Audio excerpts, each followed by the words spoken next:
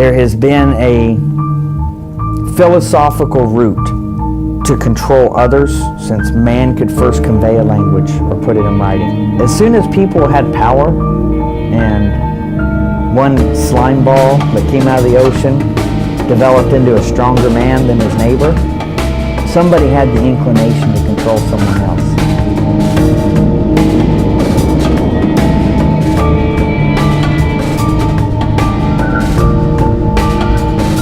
You can see a mirror image of society really watching little children even at a preschool. And you can see factions already starting at 4 years old. Who's going to be the strongest, who's the fastest, who can outwit the other guy, and who can bargain off the most Barbies and G.I. Joes to somebody else. George Bush Sr. just didn't stand up and say there's 1,000 points of light in the New World Order. It didn't just start in '91. What is at stake is more than one small country. It is a big idea, a new world order, where diverse nations are drawn together in common cause to achieve the universal aspirations of mankind: peace and security, freedom, and the rule of law. You can sell anything, if you think about it. Look at the circus.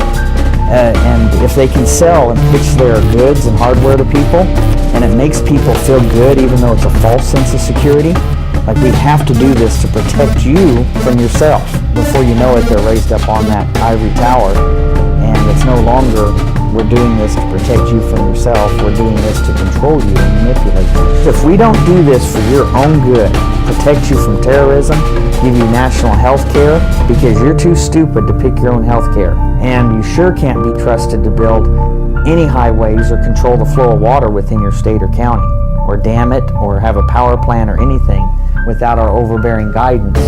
So you need to surrender all these skills and freedoms to us. If you were to analyze them mentally, many would be diagnosed as megalomaniacs and sociopaths. Everybody has varying degrees of desires, even sick people. How sick they want to be, how in charge they want to be. So some people will naturally be fine with just being in charge of a few thousand people. Others think in the size of nations. The best way to control a population is through resources.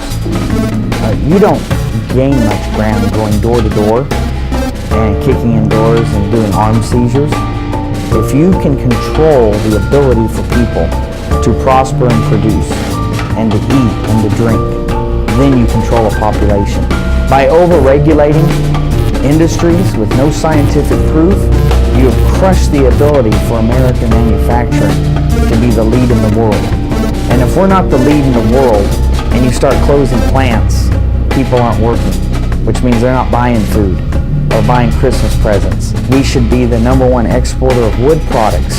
What do? We continually, year after year, set a new record of catastrophic wildfires, burning up in a matter of days. You cannot recover that. I can't wave a wand and make 200 years, 300 years of forestry grow for your children to enjoy. So it's that Hegelian dialectic. If you create the catastrophe, then you already have an answer to that catastrophe ahead of time. Then you create a catastrophe so you can come in and be the hero and save them. We cannot continue on this path without imploding, self-destructing. You will always have predator and prey. As we get weaker and weaker, we invite the predator. Now we can say it's North Korea or China or Venezuela.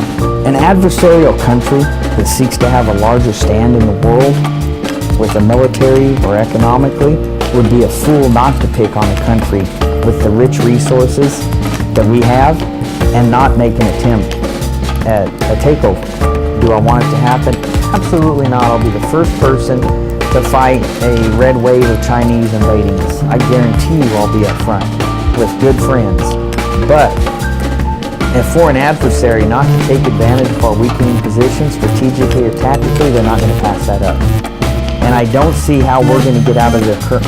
We're not going to get through one more generation. Look at the ammunition sales that have been going on. What does the USDA Forest Service need to be stockpiling current combat 5.56 ammunition and 16 ammunition? Is there like some wave of Smokey the Bears that are rabid right now? Okay, somebody's preparing for something. They obviously aren't doing it to protect us. I think they're afraid of a cataclysmic backlash. I mean, you can only push a people so far before they said enough's enough.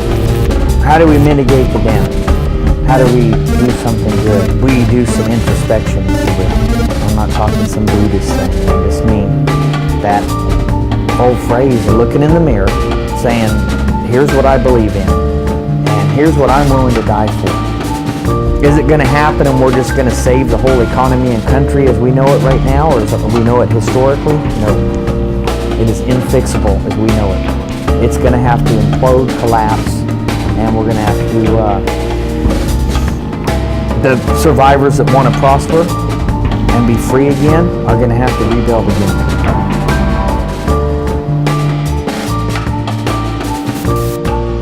If you want a picture of the future, imagine a boot stamping on a human face forever.